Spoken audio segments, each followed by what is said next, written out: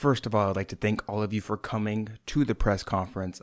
As the new Backseat general manager of the Chicago Bears, I am here today to build the Bears into a dynasty, not just to make them win a little bit, but to build them into a Super Bowl winning dynasty like the Chiefs of today, the Patriots of old, and the Steelers of history.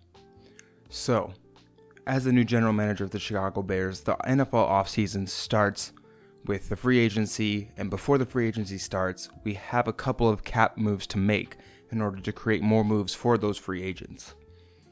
First up here, we have Eddie Jackson, Cody Whitehair, Travis Homer, Kari Blasingame, the fullback, and Trenton Gill, the punter, are all getting released. This will save the team over $20 million in cap space, and they will help us by releasing these players, we will get younger and be able to build around some younger free agents. So with those releases in mind, we have a couple other cap moves to make before the free agency, starting with the restructuring of DJ Moore, Nate Davis, DeMarcus Walker, and TJ Edwards. Now this would save the team around $17 million a year, and by doing this, I usually am not a big fan of restructures as a general manager. I think that in the long term, it really hurts a franchise and sets a franchise back if they're not looking to win immediately. But for the Bears, it's a little different because all the guys that we are restructuring are free agents in 2026. And this means that their cap space for the restructure, while saving a little bit of money now, it only pushes that cap to 2025, meaning that we lose some money in 2025, but we have more money now to sign free agents. And when you look at our 2025, after these signings that I'm going to be making, we'll have still about $25 million of cap space, and the only big free agent in 2025 to re-sign is going to be Tevin Jenkins. So if we re-sign Tevin Jenkins, we'll still have money to spend, and we'll still have more flexibility for next year, while being able to bring in more guys now. So with that in mind, we're moving on to the free agents that we're going to be signing. First up here, we're going to be signing Christian Wilkins. He will be a 3-4 defensive end or a defensive tackle, depending on if we ever want to do a 4-3 scheme for our Chicago Bears. Now, coming from Miami, he's a huge leader, a great, hilarious personality. I think he just brings a lot of greatness to the locker room, and obviously we know what he can do on the field. Phenomenal run stopper. He's improved in the pass rushing this season, or in the 2023 season, so bringing him on immediately next to Billings and Jerron Dexter will be a huge addition to this defense. Second up here, we are going to be staying on the defensive side, and we're going to be re-signing Jalen Johnson, our amazing cornerback. We'll be giving him $20 million a year over 4 years, so 4 year, $80 million. You just got to keep him. He's the best player on the team. Probably the best cornerback in the NFL last year, and even if he were to take a slight step down, he would still be a top 10 cornerback, top 5 cornerback, and that's a kind of guy you need to have on your franchise. And lastly, on defense, we're going to be signing Xavier McKinney, who will be now our starting free safety for a 4-year, $48 million contract, or $12 million a year. Now, Xavier McKinney is not a huge playmaker. He isn't going to be a guy who gets a bunch of pick sixes or forced fumbles, but Xavier McKinney is a very safe player, and he still makes plays. He kind of reminds me of a prime Adrian Amos when he was on the Bears, actually, previously, and then he moved to the Packers, which we can never forgive as a Bears franchise. But regardless, Xavier McKinney kind of brings that back, and having a guy like that at free safety, and then having Jaquan Brisker developing at strong safety, I think is a huge addition for us. Moving on to the offensive side, we're going to be signing center Connor Williams to replace Cody Whitehair. So releasing Cody Whitehair saved just over $9 million. And Connor Williams, who's coming off I believe it's a torn ACL, will be a little bit cheaper. So we'll be able to sign him for a 3-year, $36 million contract. And just really bolster our offensive line. We add him to our offensive line, and you look at how good each position is, and maybe we could use some more depth, which we'll get to. But for now, I think Connor Williams really secures our offensive line. So whatever way we go with the quarterback, boom, we got him there. And last but not least, we have probably the most important signing, which will be Michael Pittman, the wide receiver from the Indianapolis Colts, for a 4-year, $84 million contract. Pairing him and DJ Moore, what more could you ask? You're setting up your franchise quarterback for a good offensive line and the best wide receiver duo behind maybe like Tyreek Hill and Waddle and maybe A.J. Brown and Devonta Smith. So Michael Pittman, DJ Moore, great receiver duo. Excited to bring him on. So moving on from the signings, we're going to be making 2 trades before we move into the NFL draft. The first trade is we're going to be trading Justin Fields. I know, I'm sorry Chicago fans, you don't want to trade Justin Fields. I get it. But at the end of the day, we have to do what's best for the team, and Justin Fields has been inconsistent as a passer, but more importantly, he's entering his 4th year of his contract. So even if he were to improve, we would have to pay him immediately. So really, by doing this, we kind of get a restart by trading Fields, and we don't have to worry about being on an expensive QB contract immediately. And it allows us to have more room in the free agency.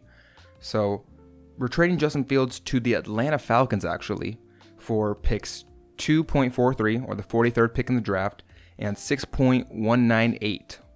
So moving on from Justin Fields, we get some good draft capital out of it.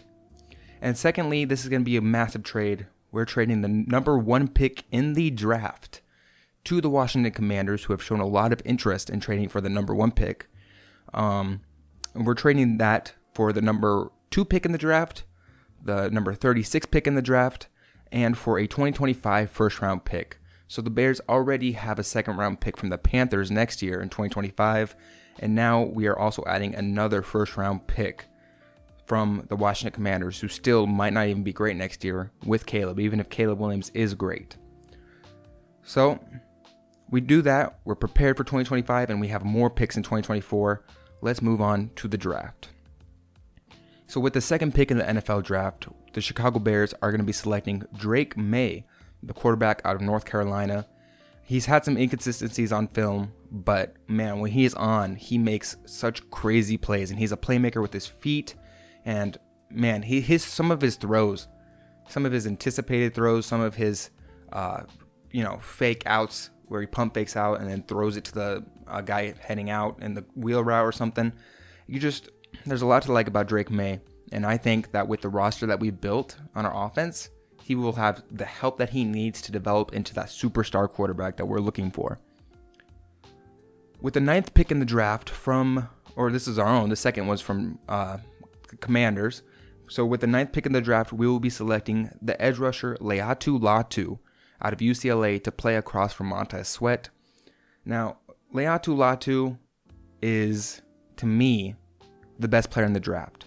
He's had some medical question marks with I believe it's the back of his neck, and our doctors have looked at that, but he's been able to come back and play at UCLA, and UCLA said it wasn't that much of a problem like Washington did when he was back at Washington.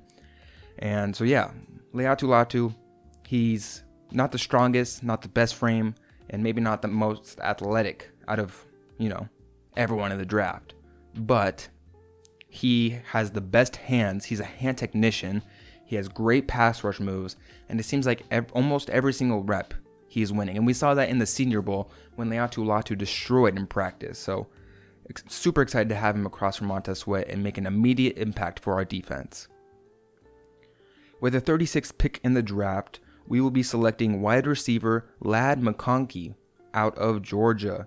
Now, Ladd McConkey had a super big Senior Bowl, which really pushed him up, and we're very happy to be selecting him with the 36th pick, because even though he only had 500-something yards, we saw the same thing from Puka Nacua at BYU, where he only had like 500-something yards, and then he comes in the NFL and destroys. And Ladd McConkey is a great slot receiver. Pairing him next to DJ Moore and Michael Pittman on the outside, and then having a guy like Ladd McConkey, who's super athletic and super quick, and he's a really good route runner. So if he's able to create space in short areas, and having a little safe option like that in the slot is amazing for someone who has a quarterback that needs to develop in Drake May. So very excited to bring him on. And with the 43rd pick in the draft, we will be selecting TJ Tampa, the cornerback out of Iowa State. Now, TJ Tampa, he's kind of a potential pick and he will be starting outside on the other side of Jalen Johnson, while Kyler Gordon is on the inside. And having TJ Tampa, I mean, he's 6'2", he's very athletic, and he's really good at zone.